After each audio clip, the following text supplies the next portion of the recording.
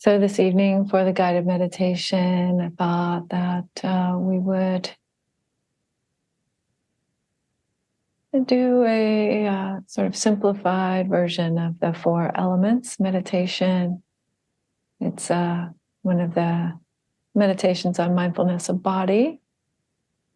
And I find it very cooling, very kind of steadying meditation. So we'll give it a try tonight. And please be sure that your mics are muted. Hello, Claudia. Hola. Bienvenida. Can I go ahead and set up the interpretation then? Or do you want to do it? Okay.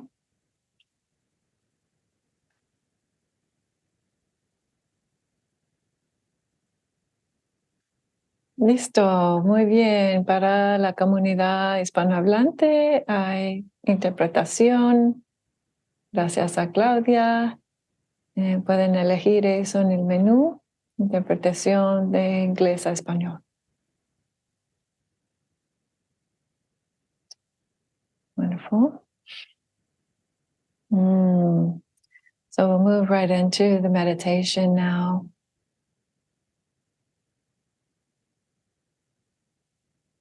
I'd like to begin with just a little movement of the body and of the head, just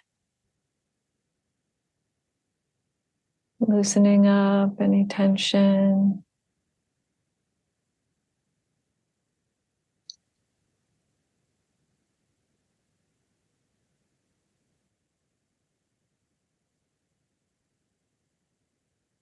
And allowing the body to come naturally into a balanced position.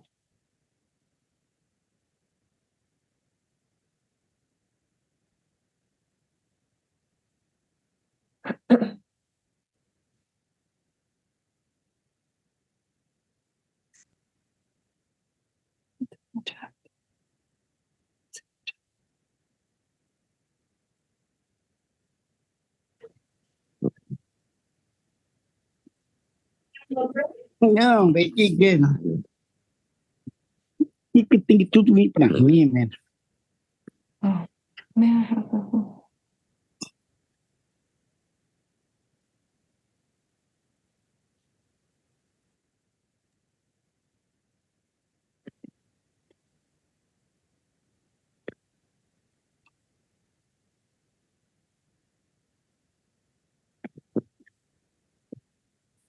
Sorry, folks. Hopefully that sound is a little bit better now, a little bit louder.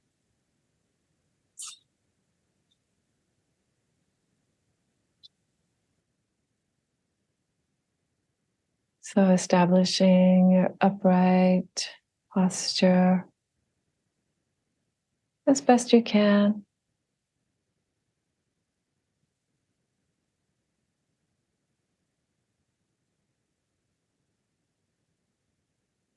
And allowing the muscles of the ribs and the chest to soften and widen, leaving plenty of room for the breath to breathe the body.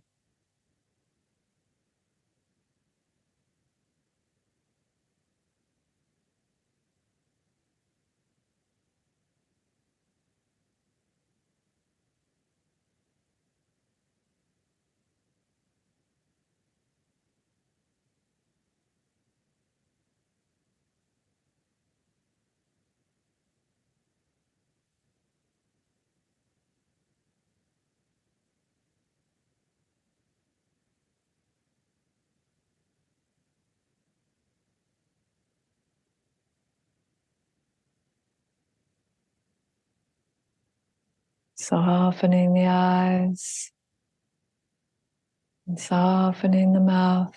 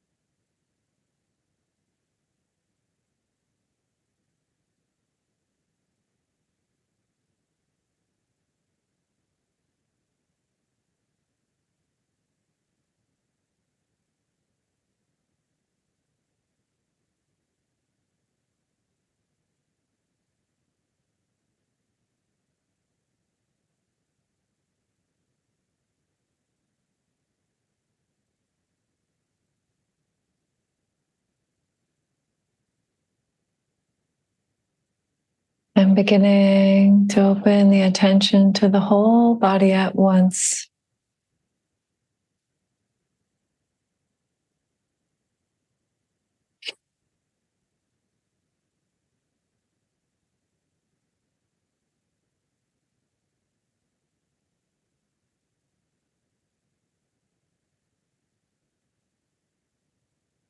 And becoming aware of the whole body pervaded by the earth element.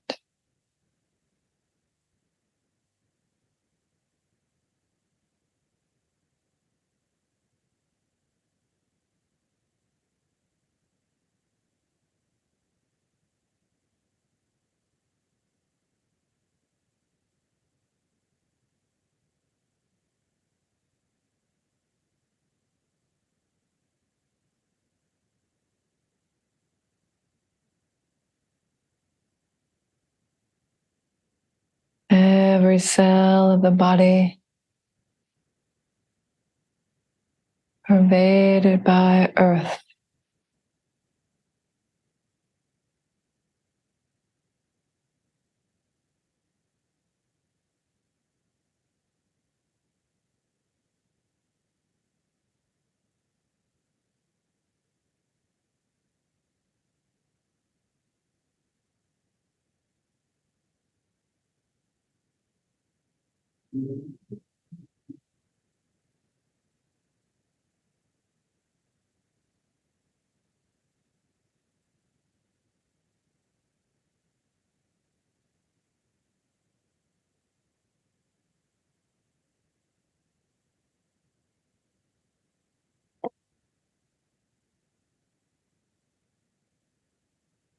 And because the body is pervaded by earth element, it has the qualities of earth: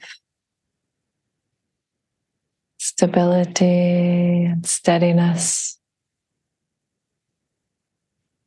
firmness.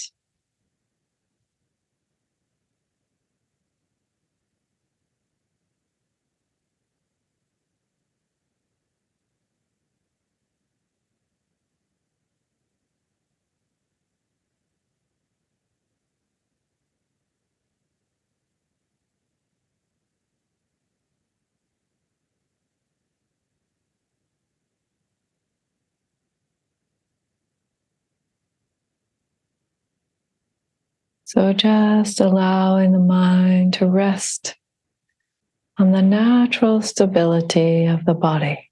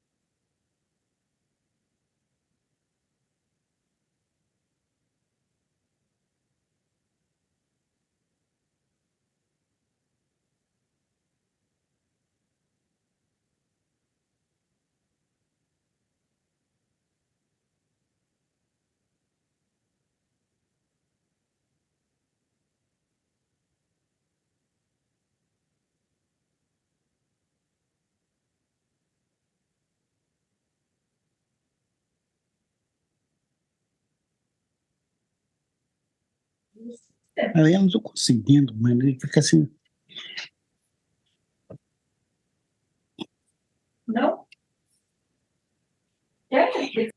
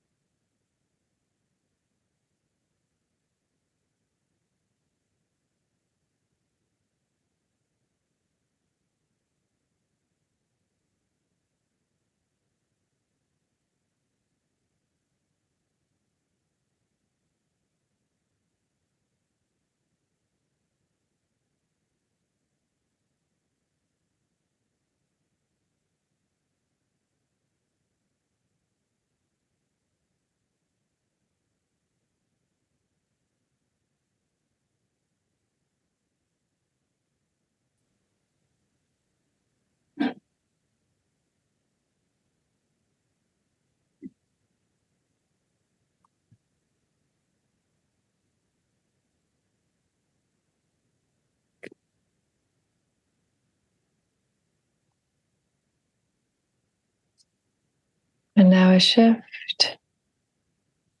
Still aware of the whole body at once.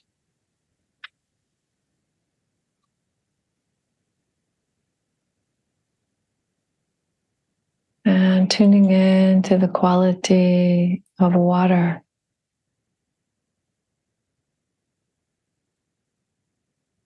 Water pervading every cell in the body.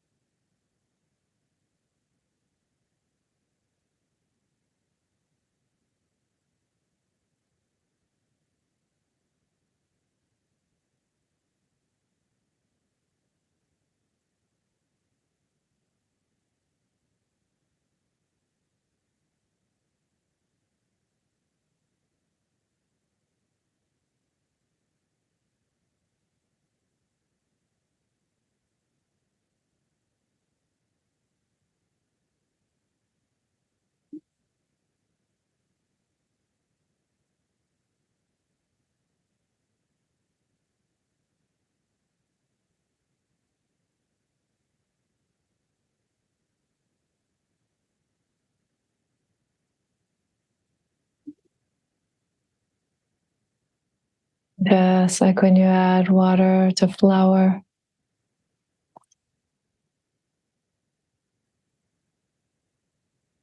it becomes soft and cohesive.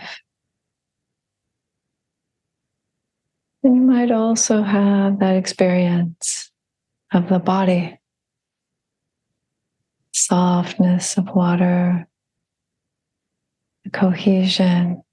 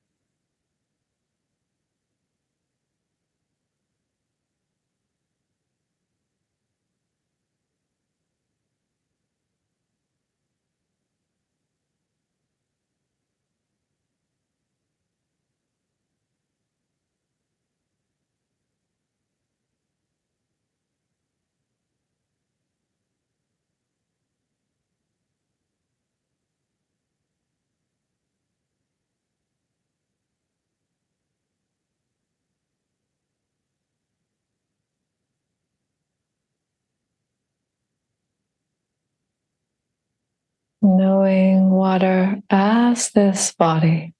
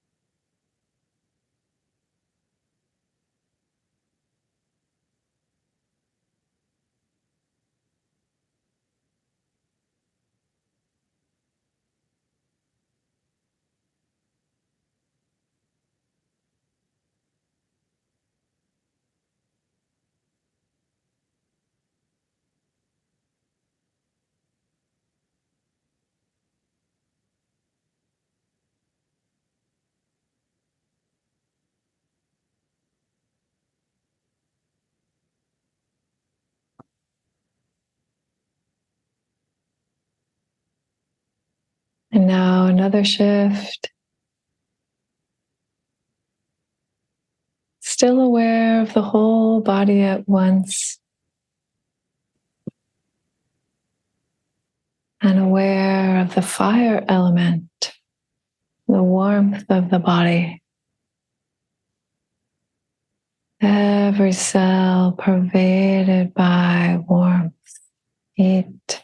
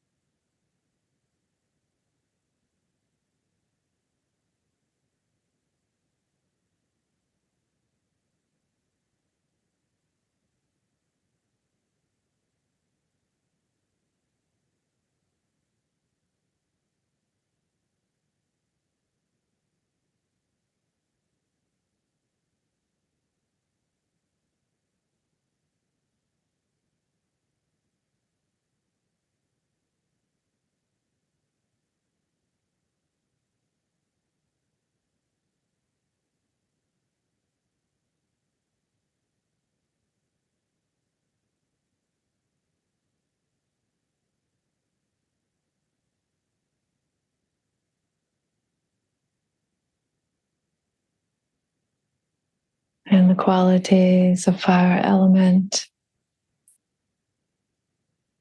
are warmth and transformation. Say burning calories. Just sitting here, we're burning calories.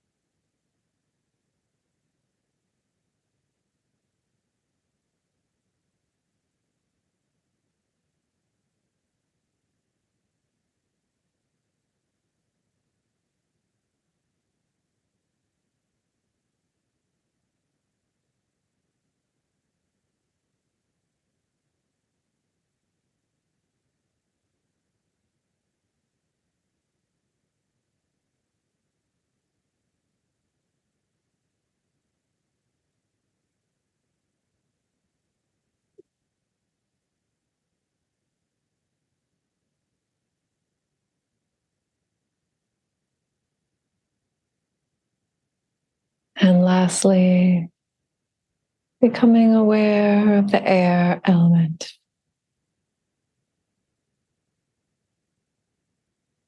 Oxygen in every cell, pervading the whole body with the spaciousness of air.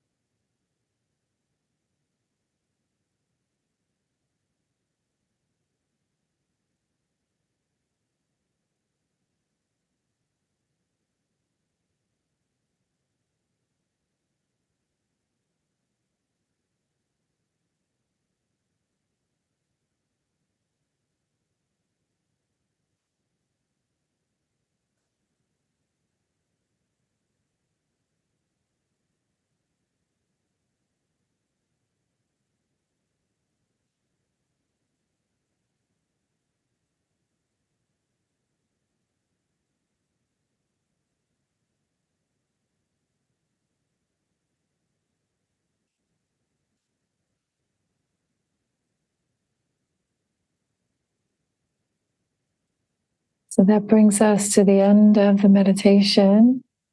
Apologies if you can't hear the bell this evening. We have an unusual setup.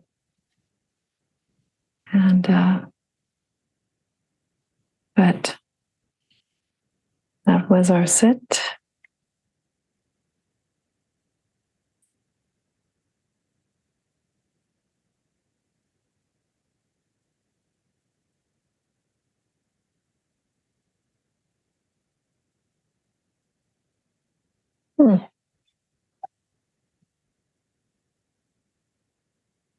So now I'd just like to go ahead and say a few words about Stephen and I and things that are happening here at Dassanaya Buddhist Community. So I back in January, as some of you know, I was accepted to a program at the Courtauld Museum Institute of Art in London to do a 1-year master's degree in Buddhist art history and the preservation of Buddhist heritage. And that program starts in just a few weeks here this fall. And it's a really wonderful, lovely opportunity to bring together many of my great interests and loves: Buddhism, study, art, travel, a little spicy adventure, or at least as spicy as it gets for a nun, I would say. And so I'm very, very interested in this. As many of you know, I have been dabbling in watercolor for a number of years, and so and those skills won't particularly, they might be useful a little bit, but it's not really about that. It's really about the history of Buddhism and the way that people expressed their devotion and their understanding of practice and of the Buddha through art. So I'm very happy to be doing that. And as I was thinking about whether I would be able to do such a thing, I thought, well, it would be really lovely if this became a way for Dassanaya to grow, to actually become a community that had even more reach. So this Dassanaya here in Alexandria, Virginia, just outside of Washington, D.C., could continue. And I would go to London and do some study and also some teaching there, some teaching for this community, some teaching at other communities there in London and in Europe where I've been invited. And so thinking about how that might happen, then I was thinking about, well, who were the folks who could hold down the fort here, so to speak, to use an unfortunate military metaphor. But who would be the right people who would continue to be a welcoming presence here, who would continue to offer the programs that we're currently offering, and to help people really feel like this was still their Dharma home, the folks who are here in person and the folks who relate to this place and this community, this Sangha as a whole. And so Stephen was one of those people. Stephen and I met last year. He was sitting a retreat that I co-led with Deborah Ratner-Hauser, which was hosted by the Insight Meditation Community of Washington, IMCW. And Stephen and I have been basically having breakfast once a week and having practice discussion over breakfast since then. So I really come to know his practice, and I think that Stephen has a very good understanding of the Dhamma, and he has a strong meditation practice. And again, he's somebody who could be kind and welcoming and ethical, and upright, and be here as a positive presence. And so I invited Stephen to actually move in. So Stephen's going to be here, and while I'm away, and I will be away for about 3 months or so, And then I'll come back for a few weeks, and Stephen will move out while I'm away, while I'm back. And we'll kind of work it like that. I will be back for my holiday break briefly here and offering actually a virtual retreat. But then I'll be back again in London for about probably 5 or 6 months, first half or so, most of the first half, if not all of the first half of 2024. And then I'll be back, and Stephen will go on to other things. But I have, I feel that I've been mentoring Stephen, that he's a teacher in training with me. And also, so he'll be taking over the Tuesdays and the Wednesdays. And then Thursday morning, so we have 3 weekly programs, you all might know. There's the Tuesday night tune-in, which this is the Tuesday night tune-in. And then we have Wednesday morning meditation on mindfulness of body. So Stephen will also be doing the Wednesday mornings here, again, still as a hybrid, opening the doors and also offering it online. And then Thursday mornings, we have the Brahma Viharas, the heavenly dwellings, metta, loving kindness, karuna, compassion, mudita, empathetic joy, and upekkha, equanimity. And that Thursday morning practice is going to be offered by Rocky Parekh. Rocky is a long-time student of mine. She and I practiced together since my California days at Aloka Vihara, so roughly a long time.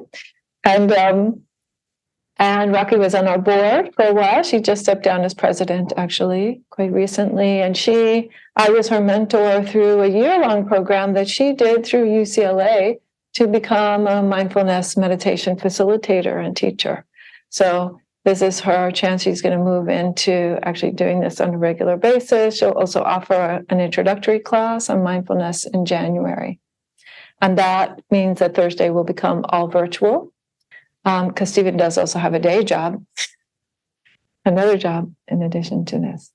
So I just wanted to welcome you, Stephen, again, and introduce Stephen to the community and let you all know a little bit about this. Next week, Stephen and I and a number of people from Dassanaya community at large will be sitting in a meditation retreat in person up in Maryland. And so next week, there won't be any of the weekly programs. All the weekly programs will be paused for the 1 week. And then the following week, we'll start up again in the usual way. And I will begin starting on October 1st, offering a Sunday morning Dharma talk. So Sunday morning, 9:30 Eastern time. It'll be a very short meditation, maybe 10 minutes or so of meditation, and then directly into the talk and some Q&A. So just about an hour program on Sunday mornings, virtual only, of course, because I'll be in London. So that's all the news, as that's fit to print, as they say in the New York Times. And so, in addition to introducing Stephen, some of you have seen that he's given a talk, maybe twice already, or once so far. I think once. Once so far. Yep. And so Stephen's going to give the Dhamma talk this evening. Thanks, Dhammadipa. You're welcome. Thank you. It's good to see you all. But I'm going to turn the AC on, if you don't mind. That would be good. Thank you. Yeah. Okay. Hey, can everybody hear me online? I know there was some issue with the mics. Yes. Okay. Good. Okay. Thank you.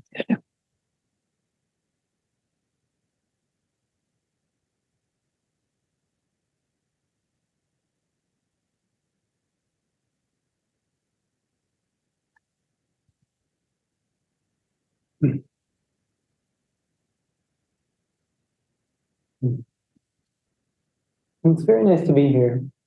It's very nice to see you all. Tonight I'd like to talk about wonder.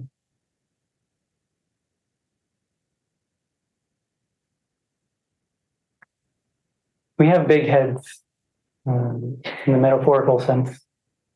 We have big egos. And quite sure you've noticed this.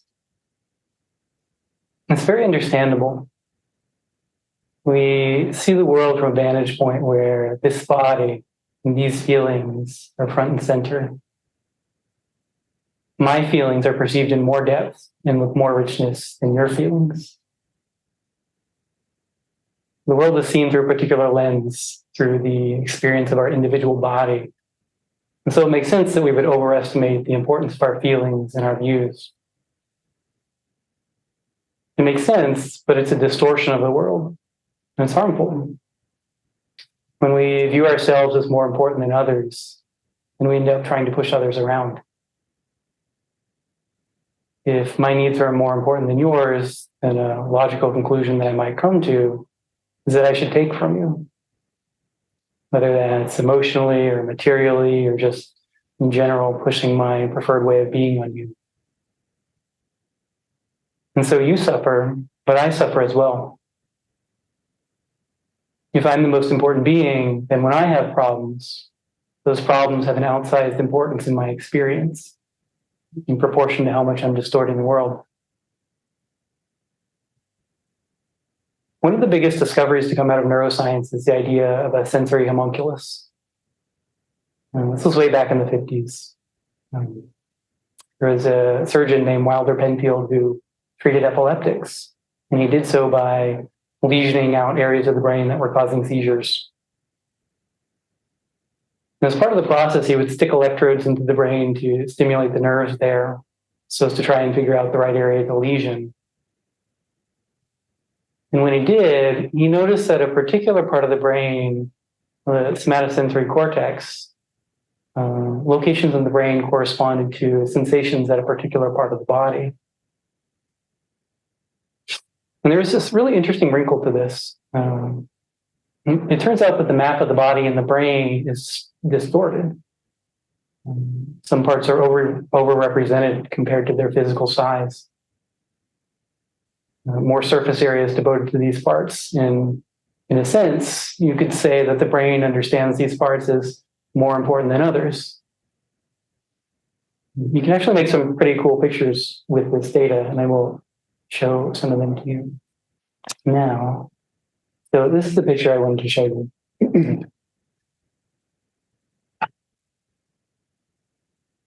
So this picture shows the proportion of space in the brain for different parts of the body. And you can see how distorted it is.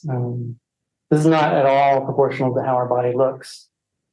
You can see the face here has about as much brain real estate as this whole area from the knee to the head. And the hands are disproportionately larger too.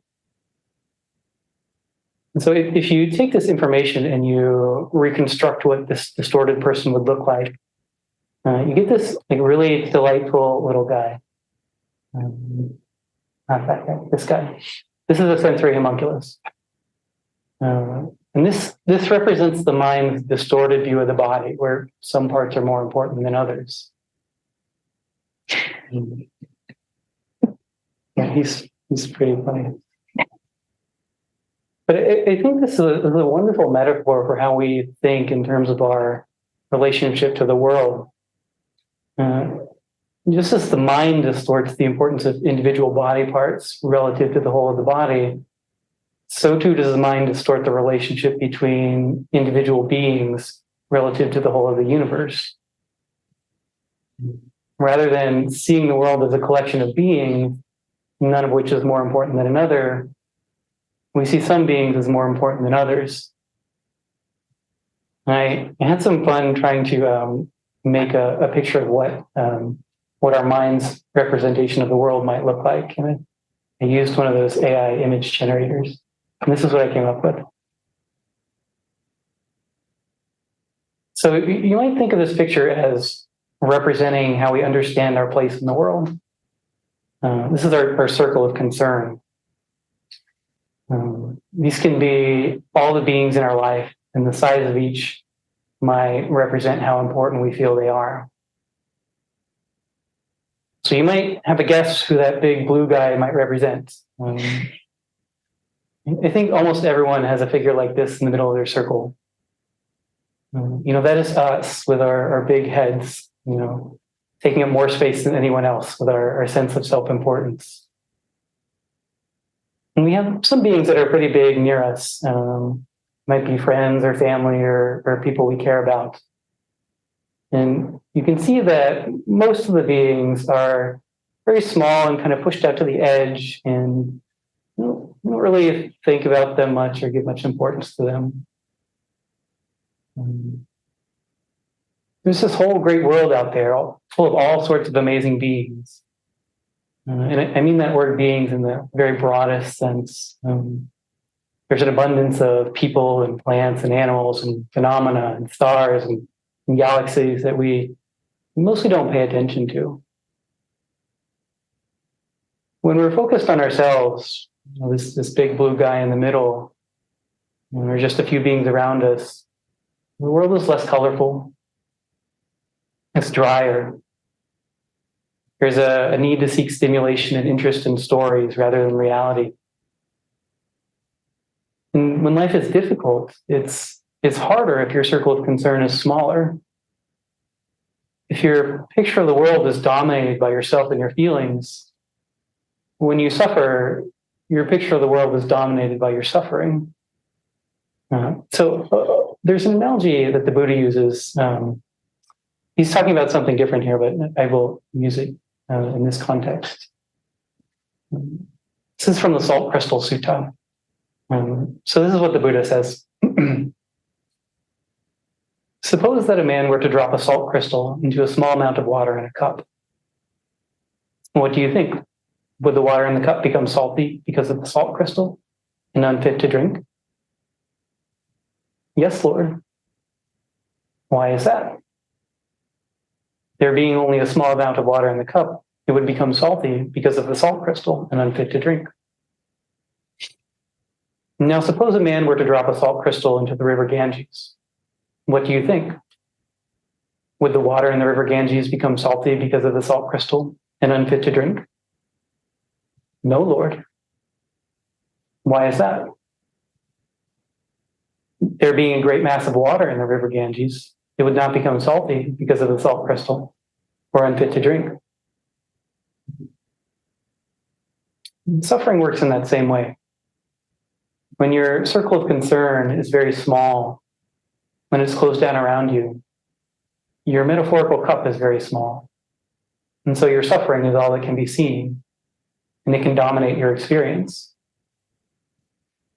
But when your circle expands, that same suffering is just one small drop in this great river of the world. A heart big enough to hold the whole world isn't bothered by a little drop of suffering. So it would be good if we had a less distorted view of the world. If we saw a world where there was lots to it other than us. An antidote to this distorted way of seeing the world that we tend towards is wonder. Wonder involves the recognition that another being has value, worth, or importance. And again, I'm using the word being very broadly here. You can find wonder in something inanimate like the earth or the stars. Wonder involves seeing the bigger picture. Wonder puts our existence into context with the rest of the world. Wonder deflates our big heads and gives room for other beings in our circle of concern. It offers a connection to other beings. Wonder gives depth and texture to the world. I'll share one of my favorite poems with you. It speaks to wonder, but it speaks to how not to find wonder.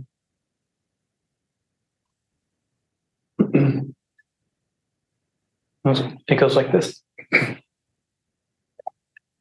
There's machinery in the butterfly. There's a mainspring to the bee.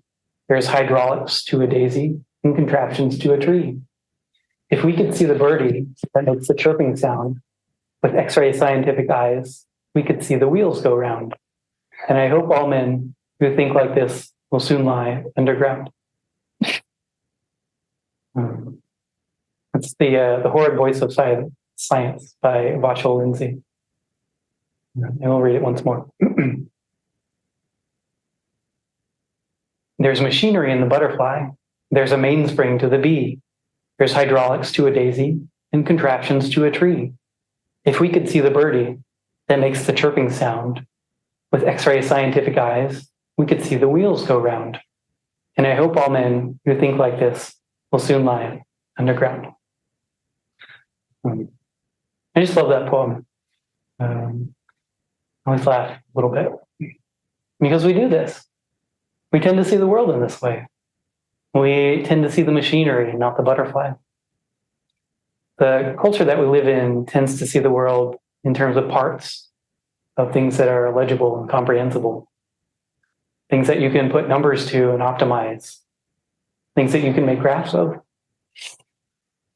We're incentivized to see things from that viewpoint.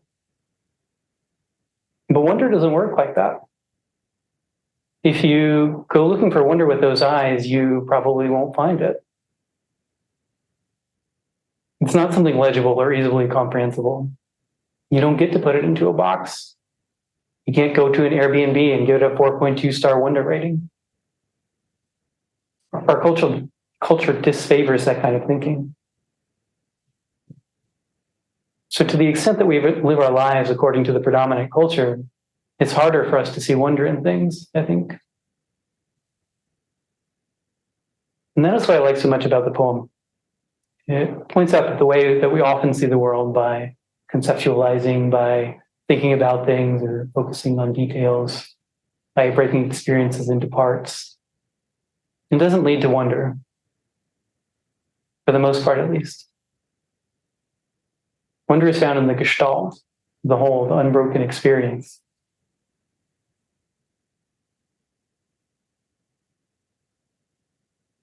The nice thing about wonder is that it can be found everywhere.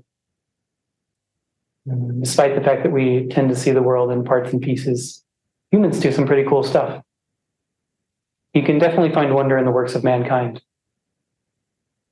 Many people find art a great source of wonder. I tend to be a little more thing-oriented and find wonder in the amazing things that people can make. The Space Shuttle Discovery out of the Dulles Annex, the Air and Space Museum, is one of my favorite things here. Whenever I go see it, I can't help but be amazed at the things that we as a species are capable of. All the science and engineering that went into the shuttle program, all the thought and effort and ingenuity, and the fact that it works. We sent people into space on that thing. That always blows my mind. We humans do a lot of awe-inspiring things. But I do think it's easier for most people, myself included, to find a sense of wonder out in nature. Being out in a big open space makes you feel small in a very literal way. Much of the time, our horizon is very small. We spend a lot of time interacting with computers and phones. We spend a lot of time indoors. In the context of this room, I'm a pretty big thing. But when you spend time outside in big open spaces, you have very direct evidence that you're not so big, you're not so important. You feel small in the good kind of way. And by feeling small, you very naturally make room for other beings in your circle of concern.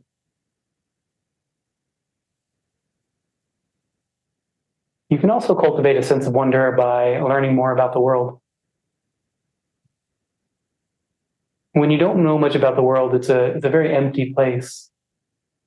You know, we draw boxes around the world. We say, this thing is this, and that thing is a tree. But if we don't know anything about trees or whatever we're pointing at, it's just an empty box.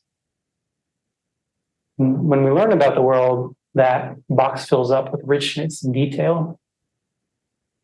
When we learn things about how trees interact with animals or how they communicate with one another, or what their life cycle is like, it becomes more animate and more worthy of our interest. There can be a real sense of wonder around seeing the world in action. When I was putting together this talk, part of me wanted to fill this whole time with nothing but David Attenborough clips. I did not, but there's one video that I did want to show you all. But I will say, it may not be apparent at first what happens, but you'll enjoy this video, I think.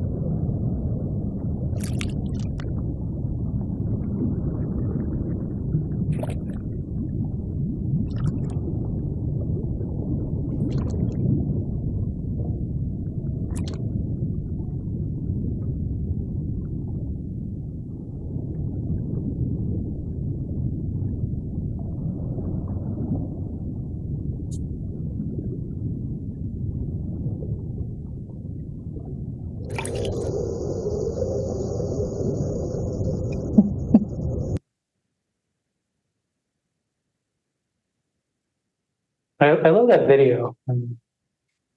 It's so amazing to me. I've watched it several times, and it always gets me.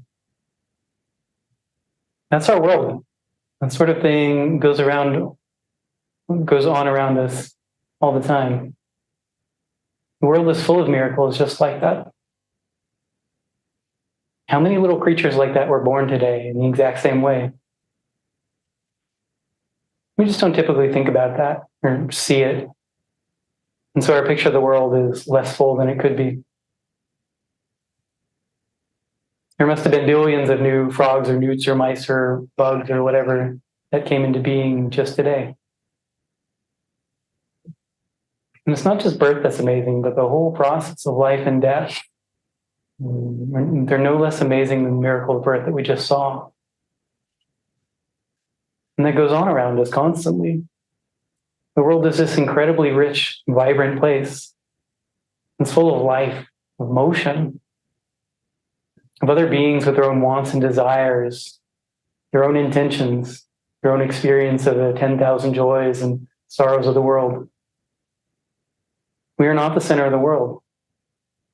We are not the only being in this universe. We're not the most important. We're not important in any way, at least in one sense. And all of this is there for us to see if we open our minds to it. If we do that, if we let our circle of concern fill with the richness of this world, we expand our horizons to encompass the world in all of its wonder and majesty, the world becomes a much more lovely place. We still have our own problems and concerns. But when we can hold our problems with a mind that is big enough to hold the world, and with a heart that's open enough to hold the joy and suffering of all beings, and our problems become diluted. There's one last area in which you find wonder that I wanted to talk about. I chose that video because it's a good example of the wonder that comes from learning about the world, but it also points to a different source of wonder. I call that the wonder of existence. It's not something you can really show in a video or even really talk about, but the video kind of points the way. In the video, you saw this very complicated chain of causes and conditions playing out. That single cell at the beginning acted according to its programming and divided in two. And the resultant cells kept dividing and differentiating until eventually a seemingly conscious being emerged and went about its life. And at no point in the video was anybody choosing to do any of that.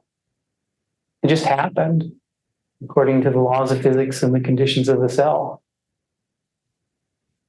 And that's what happens with us as well. We start out as a little cell.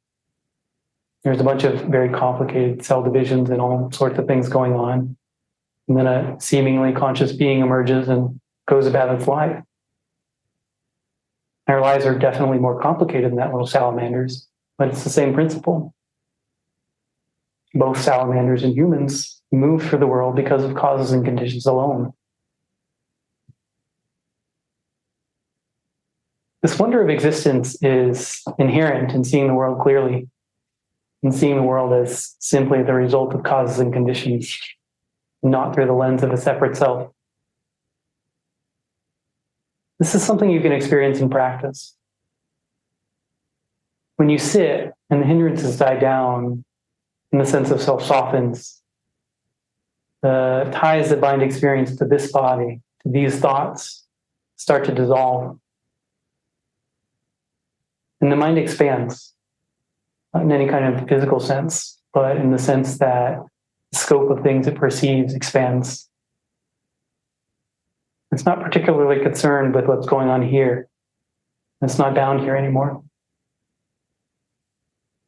And when the mind isn't bound, it can expand to encompass all of creation.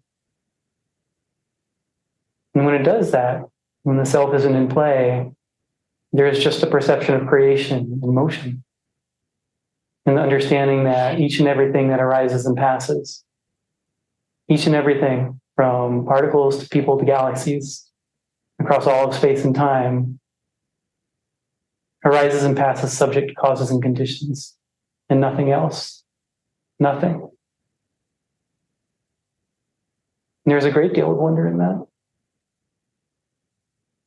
When we see the world through the lens of self and other, when we perceive from the relative reality of the world of form, we're breaking the world into pieces and putting everything into boxes. And those pieces don't really fit well together because we're not that great at it. When we perceive that way, there's some friction to experience. It's jarring. And the mind is too concerned with keeping order of all those boxes. You can't see the whole picture. But when we perceive the world directly, without the sense of self, we can see the whole picture. We see that everything fits together completely perfectly. One thing conditions another exactly how it's supposed to. What happens could happen no other way. Everything, all of creation, every phenomena, every last particle across all of space and time moves together in this perfectly synchronized ballet. The universe is perfection, complete perfection. And seeing that, you can't help but feel a great, great sense of wonder.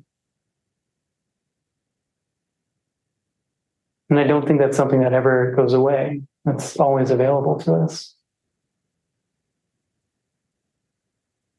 And that's where practice takes us. You can cultivate wonder in artwork or space shuttles or landscapes or creatures, but it can also be found just in experience via practice. And I think actually that most people who have practiced for a while have access to the wonder of existence, whether or not they would use that phrase or have even consciously recognized that.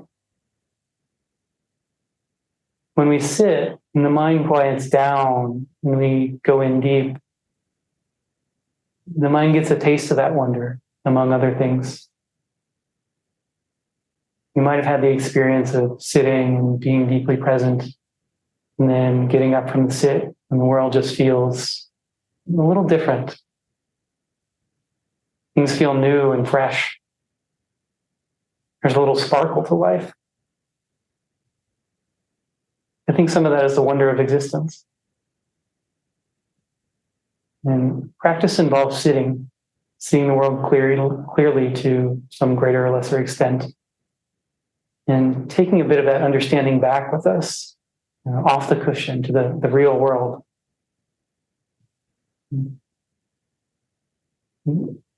As we sit diligently, we continue to do this. We continue to bring more and more of these little bits of wonder and understanding back into our day-to-day life. The world becomes richer, and we get access to a sense of joy that comes from living in such a vibrant and amazing place.